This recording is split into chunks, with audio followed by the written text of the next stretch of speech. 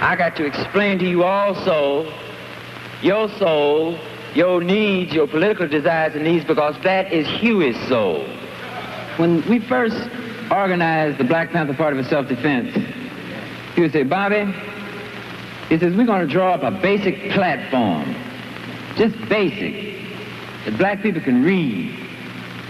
He says, we don't want to go real elaborate with all these essays and dissertations and all this stuff, because the brother going to look at that and he can say, man, I ain't got time for that. I got to go see what I can do for myself. He said, just a basic platform that the mothers who struggle hard to raise us, that the fathers who worked hard, that the young brothers in school who come out of school semi-illiterate.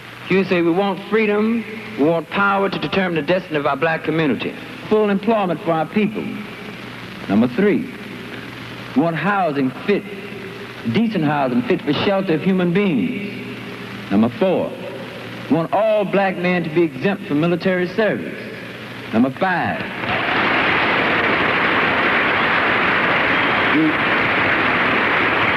we want decent education for our black people in our community that teaches us the true nature of this decadent racist society, and to teach black people and our young black brothers and sisters their place in the society, because if they don't know their place in society and in the world, they can't relate to anything else.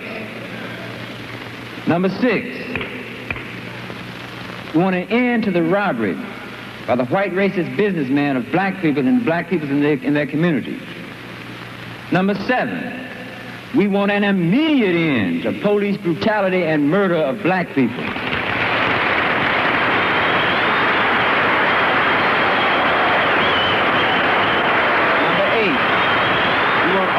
Black men held in county, state, federal jails and prisons to be released because they have not had a fair trial, because they've been tried by all white juries, and that's just like being tried in Germany being a Jew.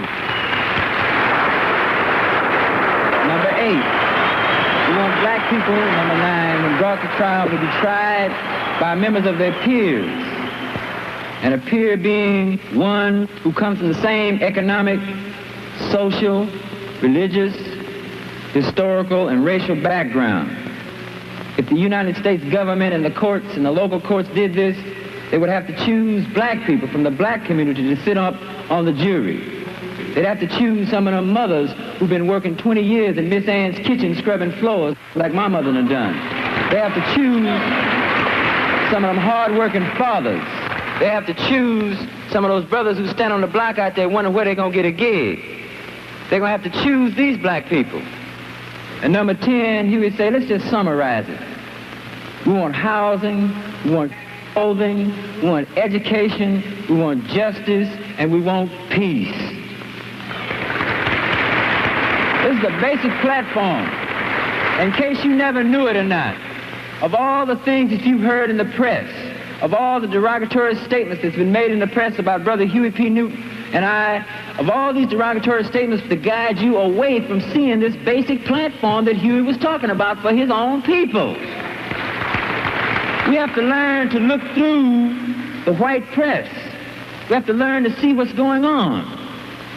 Now, out of this platform, Huey P. Newton realized that it was necessary for us to start working on these points, these 10 points, practically. Remember number 7?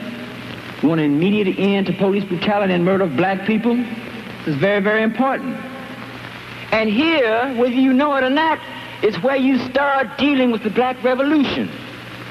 When Huey says every black man put a shotgun in your home, and once we let the man know, say, look, we armed from block to block, and we're going to patrol you from our windows. And we're not going to have you brutalizing none of our people in the streets. Do you realize what kind of power black people have then? Because you begin to neutralize that police force, because them cops going to start riding shaky and scared. In fact, we're in a position then to demand that they withdraw from our community because they occupy our community just like a foreign troop occupies territory. Very important to understand. We hate cops beating black people over their heads and murdering them. That's what we hate.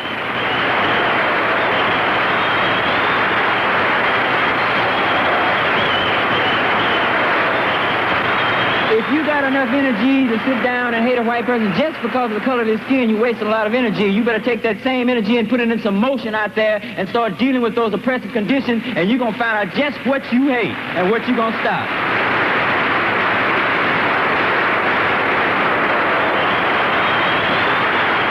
Black people, we are organizing to stop racism. You dig it?